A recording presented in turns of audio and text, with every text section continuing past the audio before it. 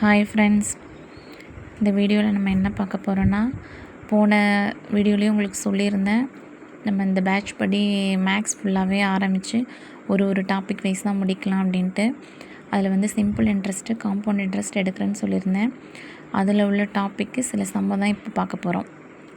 அதில் ஃபஸ்ட்டு எடுத்தோன்னே என்ன வரும்னா, சிம்பிள் இன்ட்ரெஸ்ட்டு உங்களுக்கு என்ன ஃபார்முலா அப்படின்னா PNR/100. காம்பவுண்ட் இன்ட்ரெஸ்ட்டுக்கு என்ன ஃபார்முலா P × 1 + R/100. இதில் நம்ம இன்ட்ரெஸ்ட்டு இப்போ மொத்தமாக கண்டுபிடிக்கணும் அப்படின்னா நம்ம அசல்லேருந்து வட்டியை கழிச்சுப்போம் இல்லையா, அதனால தான் A - P இந்த ஃபார்முலா வரும். அடுத்தது இதில் டிஃப்ரென்ஸ் பிட்வீன் சிம்பிள் இன்ட்ரெஸ்ட்டுக்கு காம்பவுண்ட் இன்ட்ரெஸ்ட்டுக்கு டிஃப்ரென்ஸ்க்கு என்ன ஃபார்முலா அப்படின்னா 2Aஸாக இருந்தால் என்ன ஃபார்முலா வரும் நமக்கு P × R/100² வரும்.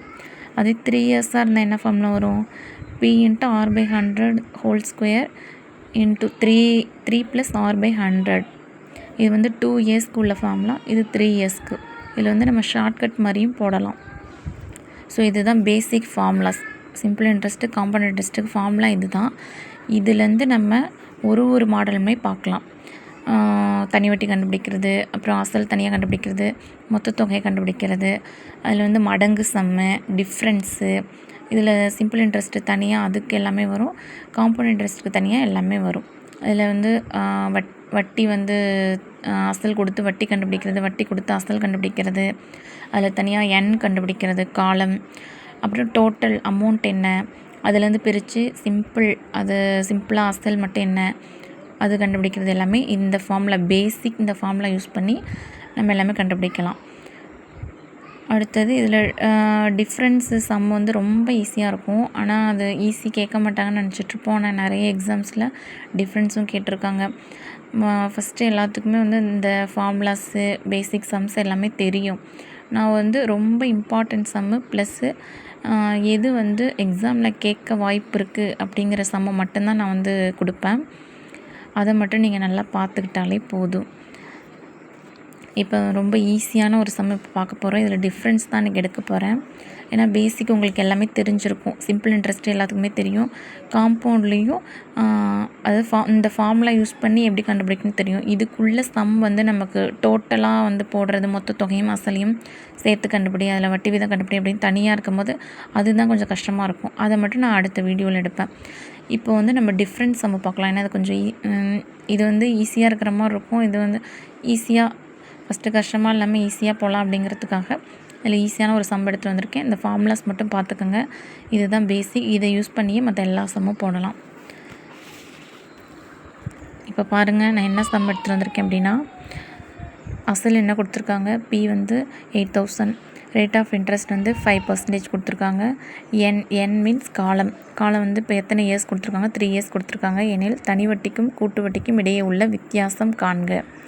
அப்போ இது என்ன, இந்த சம்மில் எத்தனை இயருக்கு கேட்டிருக்காங்க 3 இயர்ஸில் கேட்டிருக்காங்க. நம்ம 2 இயர்ஸாக இருந்தால் என்ன ஃபார்முலா யூஸ் பண்ணுவோம் P × R/100² அப்படின்னு சொல்லி இந்த ஃபார்முலா யூஸ் பண்ணுவோம். 3 இயர்ஸ்க்குனா எப்படி P × R/100² × 3 + R/100. இதுதான் 3 இயருக்கு. இப்போ இதில் எப்படி போடுவோம், இப்போ P ஃபார்முலா எழுதிக்கலாம். P × R/100² × 3 + R/100. இதுதான் ஃபார்முலா. இப்போ இதை யூஸ் பண்ணி எப்படி போடலாம், Pக்கு அசலுக்கு 8000 போட்டாச்சா. இப்போ Rக்கு 5/100², 3 + Rக்கு 5%. இப்போ 5/100 போட்டாச்சு. இப்போ 8000 5 இப்போ ஸ்கொயர் பண்ணோம்னா 5/100 × 5/100 வருமா. இதை கிராஸ் மல்டிப்ளை பண்ணால் 300. இப்போ 305/100. இப்போ இதை அடித்தோம்னா என்ன வரும், இப்போ இதை அடித்தோம்னா 1 2 3 1 2 3 இதை அடிச்சிடலாம். 1 5 2 5 10, 1 2 4 2 8 4 இருக்காங்க. இப்போ இங்கே 5வது வாய்ப்பாடில் அடித்தோம்னா 1 5 5 2 5 10 0, 1 5 5 1 4 5 4 20. இப்போ 1 5 5 6 5 30, 1 5 5. அப்போ ஆன்சர் என்ன வரும் நமக்கு 61 வரும். இதுதான் டிஃப்ரென்ஸ். அவ்வளோதான். இப்போ இது வந்து 3 இயர்ஸ்க்கு நம்ம வந்து டிஃப்ரென்ஸ் சம்ம பார்த்துருக்கோம். அந்த ஃபார்முலா யூஸ் பண்ணி ஆன்சர் கொண்டுட்டு வந்துடலாம். அவ்வளோதான். இந்த மாதிரி தான் எல்லாத்துக்குமே ஈஸியாக இருக்கும். அடுத்தடுத்த வீடியோவில் நம்ம வந்து ரொம்ப டஃப்பாக இருக்கிற சம்மு, கொஷினில் எதிர்பார்க்குற சம்மெல்லாம் வந்து போடலாம்.